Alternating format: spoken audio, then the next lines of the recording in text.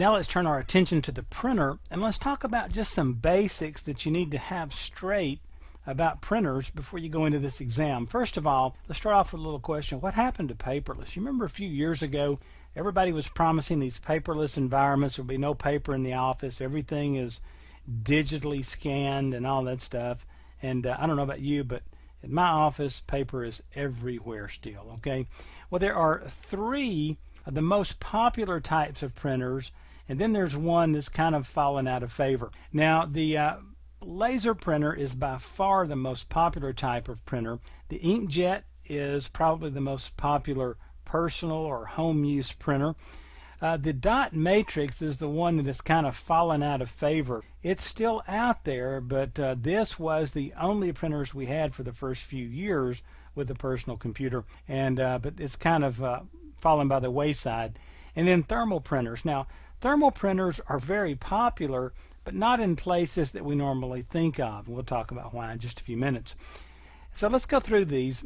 But before we do, let's take a look at the paper feeding types. Now watch for this on the exam. You could see questions that mention this.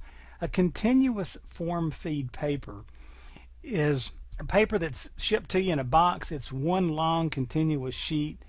It's usually 8.5 inches wide or 14 inches wide. And it has holes along the sides, both sides, left and right, that fit over sprockets in the printer. And these sprockets turn and just feed the paper up through the printer. The sheets then are torn off, or after printing, they're the little perforated lines, and some of these are real fine. They tear off real clean. But then these are separated after printing, and you have individual sheets of paper. All right. Friction feed is by far the most popular type of printer. It's what most of us have in our offices and that we use. And that is where we just lay sheets of paper in the bottom, and rollers pick that paper up and pull it and push it and guide it through the printer, and images show up on the paper.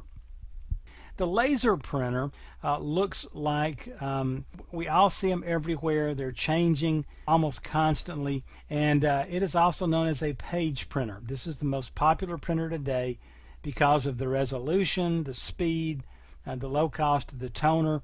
They're fast, they're reliable. The color ones have dropped in price drastically over the last few years, and this without a doubt gives the best print quality available.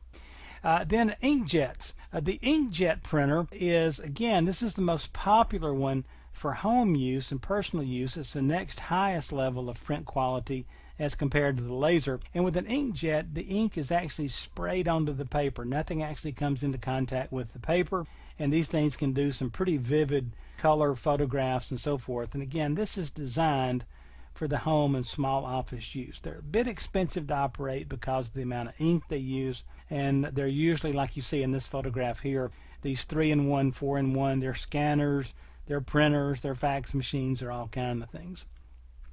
Now, the dot matrix printer is an impact printer. This thing physically strikes the paper to create the image, and the print head contains little pins that are basically forced forward, and they strike the paper and they go through a ribbon, and it's just a messy deal, and it's loud. And draft quality printers utilize 9 pins to create the letters, and they're usually, kind of, they look like really low resolution letters, okay? And then there are letter quality printers out there that were dot matrix that used 17 to 24 pins. They would do a pretty good job of creating letter quality, almost characters, but they were extremely loud and slow to be able to pull that off. Now, the thermal printer is the one that you probably use the most and don't even think about it. This is what all of your little receipts are made on. Department stores, drug stores, gasoline receipts. All these things are thermal printing. It's where we print using heat. We selectively, or we don't, the machine, the printer selectively heats different parts of a coated thermochromic paper called thermal paper, and that section of the paper that receives the heat darkens or turns black. And two-color printers in thermal use 2 different temperatures to create the 2 different colors. So that's kind of some of the basics about printers. Just go over all that stuff, get those little facts in your head, and you should be getting started now toward answering the printer questions on the A+ exam.